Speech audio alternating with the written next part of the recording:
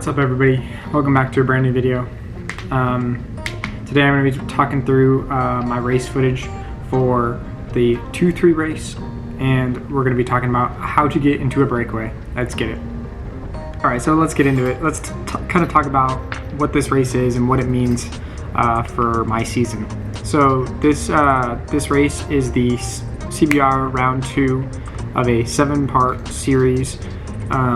So basically we do 7 different races around Carson, California, and they all add up to be a series. And I'm going to be doing the 2-3 series and the P1-2 series. I don't know if I'm going to upgrade out of the 2-3 series in between, but we'll see what happens.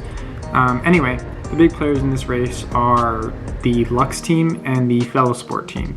The Velosport team and Lux team are both junior teams, and the Lux team brought 2 guys, and the Velosport, like, I don't know, 8 guys.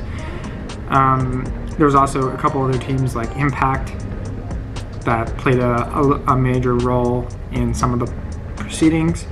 Some of the other important bits were, like, you know, some of the individuals, like me. I was an individual rider in this race, where my team didn't come out for the 2-3 race. We were a big P1-2 race team, so I am trying to get points for my 1.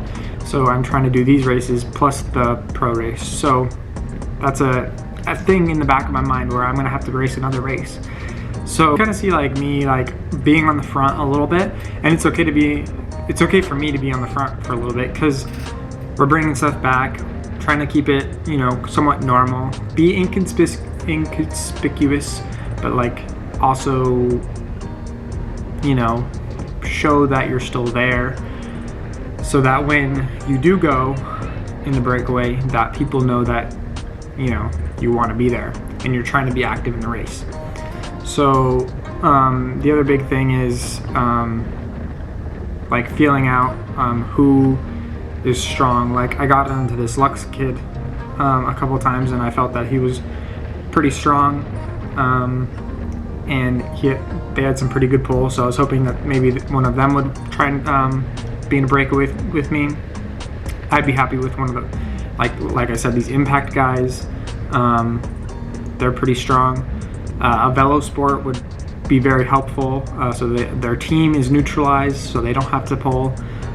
All these factors, like, you want a good amount of team, but you don't want someone that isn't strong enough to be with you and that you're kind of like pulling along. And you can see in this race that I was constantly moving up on the outside. That's how I got like into position to go into the breakaway. I always moved up on the outside. It's a lot easier than the inside. Like, I know a lot of people say, oh, coming on your inside, and like dive bombing people, but I mean, in most races you're not going to make much space on the inside unless you're a bigger fella who can kind of stick your head in, or, you know, you can kind of be a little bit more assertive, not necessarily aggressive, but assertive. There's a big difference with that. Yeah, but I'm a smaller guy, so I choose the outside. And you don't actually use a lot less watts to be on the outside. So you can see that like throughout this video, like I kind of make those distinctions. I always go on the outside. And then yeah, let's get into the attack. I see it's kind of like fanning out a bit, so I'm like, all right, here's my chance. Let's stick it into a big ring, or into a little gear, and really just mash on the pedals and do like a pretty big acceleration. Maybe in hindsight it was a bit much of an acceleration, but also I was pretty close to the front, and you want to make a big acceleration so you can get that speed differential.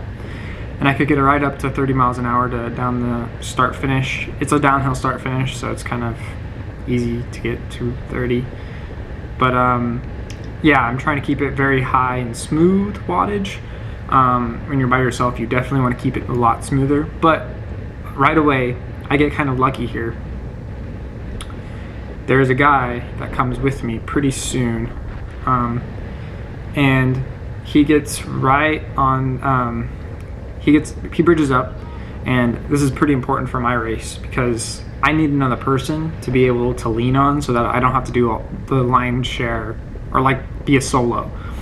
Because I'm a very anaerobic person, speaking lightly, and I can hold a good amount of wattage, but holding 380, 400 for the last 30 minutes of a crit, where it was pretty easy, but I can't necessarily do that. I'm not like a big time trialist who can put out those kind of numbers. So I rely on another person, and in this case, this orange guy, and he kind of really does me a lot of favors in that he gives me like a couple of seconds, every pull for me to just chill out for a little bit, get a little bit of recovery, and then go back and do another pull. And this is very essential for breakaway. Like, you got to be working together really well. And I think he was on the limit for the whole time. I was getting closer and closer to my limit as the break went on. I was feeling really, really good today. I was setting really good numbers. I did like 315 for 20 minutes. That's including a pause, which you will see. So yeah, that's pretty good. So I think I could have easily done like 330 for the last 20. I was feeling that good. I was like really on the gas today, or that day. So yeah, but let's get into kind of what happens. So yeah, and I see the motor car turn up ahead of me, and I'm like, oh no, what is going on here? Like, I hope that they just like are going in between us in the field, but that's super weird in a crit. Like, I've never seen that before. But then I'm like, oh gosh, what's happening? And then the motor car like starts to slow down towards us and starts putting her arm out. I'm like, oh no. Thinking to myself, all right, I'm just gonna do an egg and Bernal and just keep motoring down, even though everybody's saying that you're not supposed to go. And then I see like a couple people laid out on the start finish straight, and I'm like, all right, time to cut it. The announcers are saying that we should slow down. And there's like a bit of confusion and what's going to happen and what's our gap, what's the protocol, how many laps do we have left. And turns out we had 11 seconds with a 3 laps to go. So it was virtually 3 laps to go, because when we starting, it's going to be 3 more laps. So this was very bad for my race, for my breakaway. Yeah, I don't really know what to say. It's one of those things, like, it happens. Crashes happen. It's just unfortunate. I think it would have been my first win in this category. It would have been a very nice way to start the season, but wasn't to be. Things happen like this, it's bike racing. So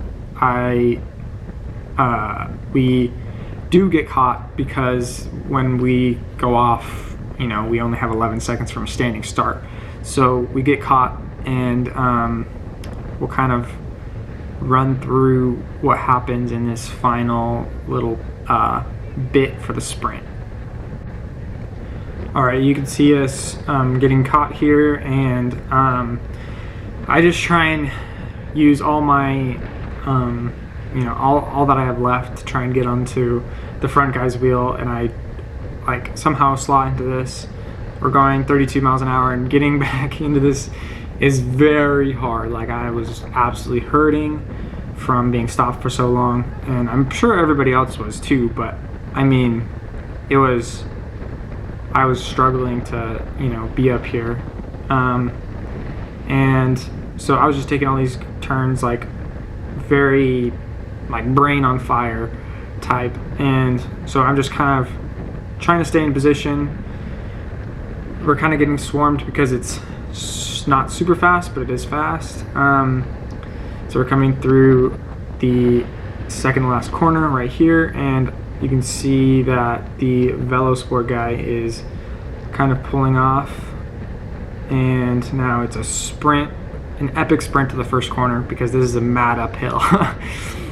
And so you can see some guys fading, you can see some guys going over on the right.